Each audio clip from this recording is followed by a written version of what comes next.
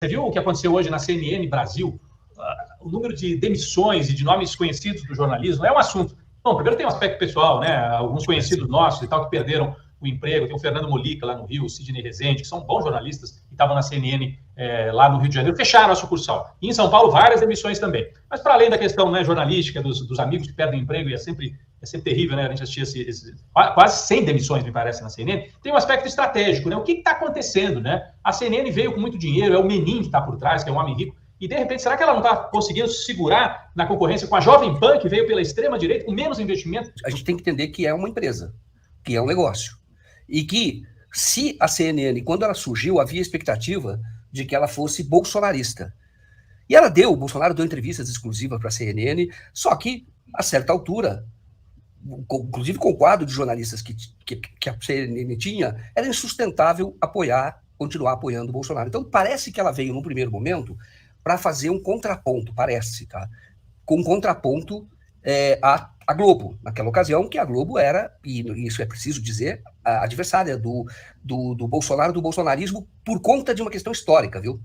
Esse governo Bolsonaro, ele é um governo de revanche, ele é um governo de vingança. Ele veio para vingar a Nova República, para combater a chamada Nova República. E o Roberto Marinho, naquela ocasião, isso é público, está no livro A História Secreta da TV Globo, da Mel Herz. O Roberto Marinho, claro que a Globo não seria a Globo se não fossem os favores especiais, o Armando Falcão falou isso, os favores especiais que os militares deram à Globo, claro, a partir da sua própria origem. Quando teve dinheiro estrangeiro, isso era proibido. Teve uma CPI que apontou essa ilegalidade, depois veio a AI-5, isso morreu, e a Globo teve a sua concessão naquela ocasião definitiva. E o que os militares esperavam em 85? E eles esperavam até, a Globo demorou muito para apoiar as diretas, demais. A gente sabe disso, inclusive fez uma matéria confusa, era confusa, do dia 25 de janeiro de 84, que era um ato pelas diretas, mas a matéria foi confusa, falava que era ato pelas diretas no meio da matéria, mas na escalada, na manchete, dizia que era a comemoração do aniversário de São Paulo. Mas por quê? Porque estava negociando naquela ocasião. Estava negociando.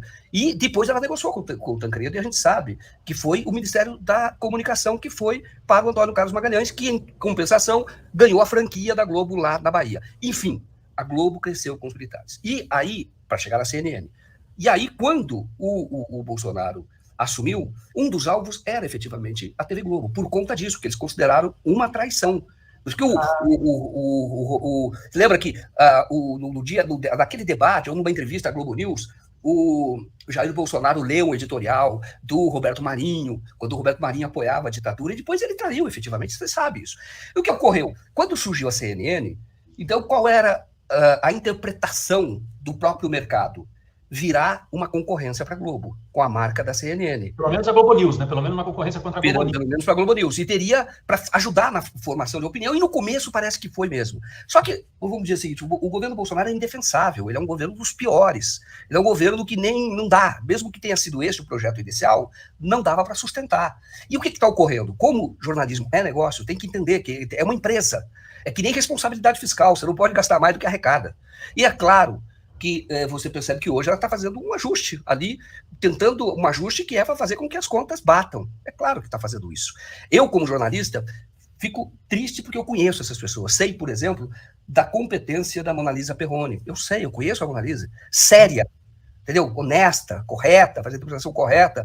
E é lamentável que fique, uma jornalista como ela, tem outros também, que fique fora de uma mídia importante, que é uma mídia como a CNN. Mas, de novo, parece ter sido um projeto, gastaram muito dinheiro, parece ter sido um projeto no início político, parece sim, tá? E agora a conta tem que fechar. E para fechar, você tem que ter um equilíbrio entre a receita e aquilo que você paga. Então, trouxeram vários jornalistas ganhando salários elevados, ela, segundo a matéria, era o maior salário juntamente com o William Vac. Agora, o William continua, né? Então, mas isso é uma matéria deles, entendeu?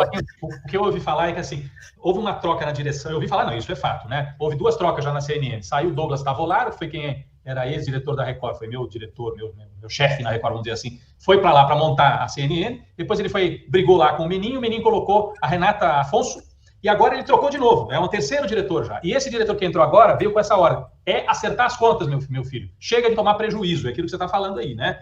E como o projeto deles era parceria com o bolsonarismo, e o Bolsonaro saiu derrotado da eleição, Se poderia vir alguma ajuda do governo, agora ele sabe que não vem mais. Então, agora mesmo que ele tem que fazer o ajuste e ficar só com o dinheiro que entra pela publicidade. E aí, o que falaram? No caso do William Vac, apesar do salário ser alto, até mais alto que o da Mona Lisa, ele é muito bem articulado, como a gente sabe, com o pessoal de mercado, com o empresário. Então, ele até ajudaria. É um nome que é uma grife que ajuda, talvez, a trazer anunciantes, trazer gente de publicidade. Então, deixaram ali, preservaram o William Vac. E me parece que a Daniela Pinheiro também, né? Porque traz credibilidade, é uma jornalista ali, né? Que apura bem, né? Agora é uma pena, a sucursal do Rio de Janeiro inteira foi demitida, acabaram com a sucursal. Como é que vai fazer uma TV de notícias sem Rio de Janeiro, demitir um monte de gente em Brasília, em São Paulo, enfim. O Rubens Menin é um multibilionário, né? Ele tem dinheiro sobrando. Ele poderia até manter ali, eu vou dar prejuízo durante 3, 4 anos para depois lá na frente recuperar. Pelo jeito ele falou, não, chega, fechou a torneira, vamos parar agora, né? Na área privada, é claro, o ideal é não dar prejuízo, mas às vezes quem tem muito consegue investir sabendo que vai recuperar só depois de 5 anos, às vezes 10 anos é o prazo de recuperação. Né? Exatamente. Nesse caso, às vezes é para ter prestígio, não é nem para dar dinheiro, mas ele quer pelo menos empatar, né? Porque ele não quer ficar dando prejuízo sem parar. Mas você ia dizer alguma coisa, eu te interrompi. Eu ia falar, não, Rodrigo, eu ia falar uma coisa que é a seguinte: mesmo que você discorde da orientação de uma determinada empresa de comunicação, é muito melhor que o empresário tenha um histórico no jornalismo, por exemplo, na comunicação. Tá? O Menin é bilionário, tá? Ganhou muito dinheiro em construção. Eu tive a oportunidade de entrevistá-lo lá atrás. Tá? Então, quando ele não era tão rico desse jeito, ele tem dinheiro para manter a CNN durante algum tempo. Tá? Mas ele não é do ramo do jornalismo. Então, ainda que você discorde, é bom quando você tenha sempre questões editoriais colocadas. E mesmo que você discorde, não estou defendendo o patrão de direita, mas eu digo que a área de comunicação, o negócio da comunicação e do jornalismo é muito específico. Demissões da CNN devem ser vistas dentro de um ângulo de observação mais amplo. Tem a ver com a crise dos meios tradicionais de comunicação no Brasil, da imprensa corporativa, da chamada mídia corporativa, que são essas grandes televisões, redes de televisão, e também de rádio, e também os grandes jornais, não é? E mesmo alguns portais. Então, Folha, Estado, Globo, tem o seu modelo de negócios questionados, porque as contas não fecham. Os custos são altos e não há faturamento equivalente, especialmente diante da competição exercida pelo advento das novas tecnologias, não é? De novos participantes do negócio da comunicação no Brasil, do advento da internet e dos aplicativos e da informação por meios virtuais, muito mais barata, muito mais eficiente, eficaz e próxima do consumidor de informações e de entretenimento. A CNN está em crise desde que começou, perde rios de dinheiro anualmente, como os outros veículos de comunicação tradicional, inclusive a Rede Globo, que está, sabe-se, com grandes necessidades financeiras. Não é? Quem assiste a TV Globo hoje em dia sabe que os anúncios desapareceram, os anunciantes são escassos, e o faturamento caiu.